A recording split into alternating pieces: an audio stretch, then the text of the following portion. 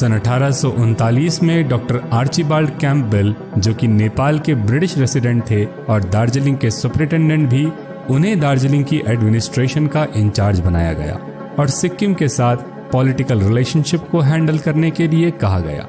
दार्जिलिंग की शुरुआती डेवलपमेंट के लिए डॉक्टर कैंपबेल को क्रेडिट दिया जाता है।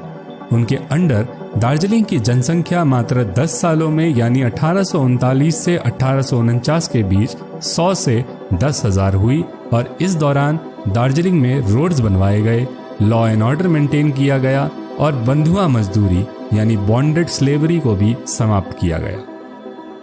ईस्ट इंडिया कंपनी और सिक्किम के बीच दार्जिलिंग को लेकर द कॉर्ड की रिसर्च टीम को 2 सोर्सेस मिले, जिनकी चर्चा हम अब करने जा रहे हैं। दार्जिलिंग की डेवलपमेंट के साथ साथ ईस्ट इंडिया कंपनी और सिक्किम के बीच भी डिस्प्यूट शुरू होने लग गए थे। एक सोर्स के अनुसार दार्जिलिंग में बढ़ती हुई डेवलपमेंट सिक्किम की leading business community headed by देवान नामग्वे के लिए एक नुकसान साबित हो रही थी, जो कि उस वक्त तक बिजनेस में मोनोपोली ट्रेड में थे। दार्जिलिंग की डेवलपमेंट को देखकर सिक्किम के कई बंधुआ मजदूर भी ब्रिटिश एडमिनिस्ट्रेशन के अंडर एक फ्री लाइफ को जीने के लिए दार्जिलिंग आने लगे।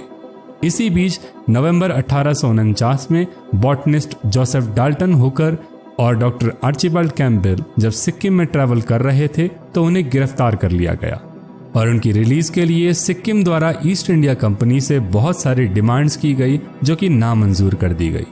फल ना मिल पाने के कारण दोनों को 24 दिसंबर 1849 में छोड़ दिया गया। दूसरे सोर्स के अनुसार जोसेफ हुकर और डॉक्टर कैंपबेल को ईस्ट इंडिया कंपनी की तरफ से सिक्किम के एरिया को मेजर करने के लिए भेजा गया था, क्योंकि दार्जिलिंग तक पहुंचने के लिए सभी रास्ते उस वक्त के सिक्किम से होकर गुजरते थे और ट्रैवल परमिट की आवश्यकता थी। लेकिन ट्रैवल परमिट ना होने के कारण दोनों को सिक्किम में गिरफ्तार कर लिया गया था। East India company, Joseph Hooker और डॉक्टर कैंपबेल ने कभी इस बात को स्वीकार नहीं किया कि वो बिना परमिट के सिक्किम में घूम रहे थे।